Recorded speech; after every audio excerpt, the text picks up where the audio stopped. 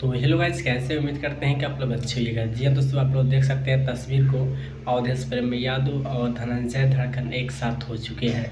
जी हाँ दोस्तों, अगर आप लोग मेरे चैनल पर पहली बार है तो मेरे चैनल को सब्सक्राइब कर लीजिएगा कि आने वाला वीडियो आप तक पहुँच सके। जी हाँ, आज अवधेश प्रेम यादव धनंजय धड़कन के ऊपर बातचीत करेंगे, तो आप लोग इस वीडियो को शुरू से अंत तक जरूर देखिएगा कि आपको फुल जानकारी हो सके। जी हाँ, लक्ष्मी रिकॉर्डिंग स्टूडियो दिल्ली, जो कि गोलू भैया जी का है, उसी स्टूडियो में गए थे अवधेश प्रेम यादव और धनंजय धड़कन। जी हाँ, एक से एक ब्रांड लेवल का गाना रिकॉर्डिंग हुआ है। बहुत जल्द आप सबके बीच सुनने के लिए मिलेगा दोस्त।